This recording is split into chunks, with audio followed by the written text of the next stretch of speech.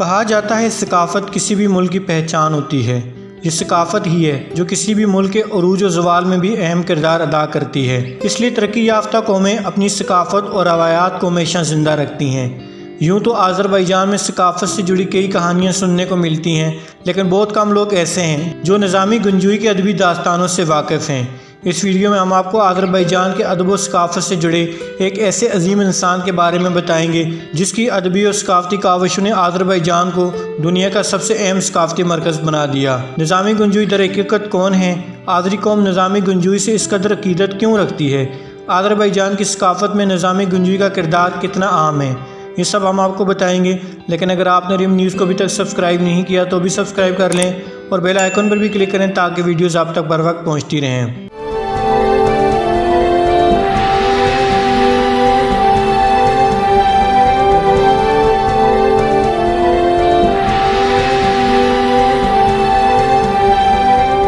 Viewers, مشرقی ثانیہ کا سب سے بڑا نمائندہ نظامی گنجوی 1141 میں آذربائیجان کے نوائی گاؤں گانجا میں پیدا ہوئے۔ اسی مناسبت سے آپ گنجوئی کے نام سے مشہور ہوئے۔ نظامی نے فلسفہ اور شاعری کو تاریخ اور افسانہ کے ساتھ ملا کر ایک ادبی وراثت کی تشکیل کی جو آج تک محیط ہے۔ انہوں نے مثالی تعلیم حاصل کی جس میں سائنس، ریاضی، اسلامی الہیات، تاریخ، فلسفہ، اخلاقیات، فارسی اور عربی ادب شامل ہیں۔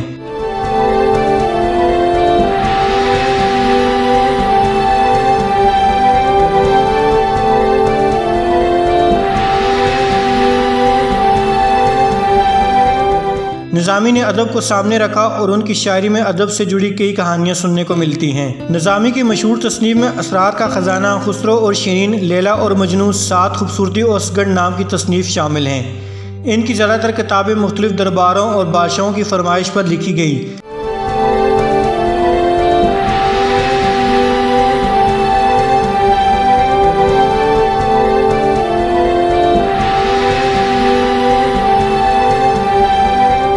لیلا مجنوں کا خیال ایک عرب لوک کہانی سے لیا گیا اور یہ کتاب نظامی نے شاہ جہاں پہلوان کے کہنے پر لکھی اور شاعر کی حیثیت سے یہ ان کی عظمت کی شاندار مثال ہے۔ اس کے علاوہ انہوں نے عظیم مکتب ادب کی ایک مضبوط بنیاد رکھی جو آج کل بھی اپنے اثر و رسوخ کو جاری رکھے ہوئے ہیں، اور ان کے شاعرانہ ایجادات اور آفاقی موضوعات دور دراز علاقوں کے ادب کو متاثر کرنے کے لیے دور سے تجاوز کر چکے ہیں، جبکہ ان کی رومانوی نظمیں جذبات اور انسانیت پر فلسفانہ تبصرے سے بھری پڑی ہیں۔ نظامی محض گہری عقل اور شاعرانہ صلاحیتوں سے مطمئن نہیں تھے، تاہم انہوں نے زندگی بھر دل سے محنت کے ساتھ علم کی پیروی کی اور اپنی شاعرانہ صلاحیتوں سے اپنے تجربے کو دگنا بھی کیا۔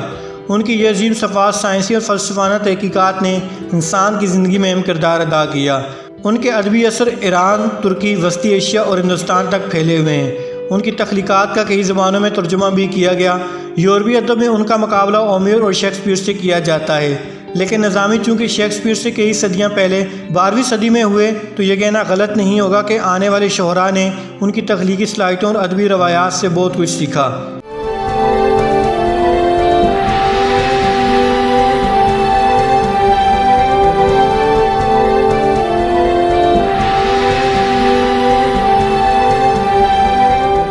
آذربائیجان میں ان تمام خدمات کی وجہ سے نظامی کو خاص مقام حاصل ہے۔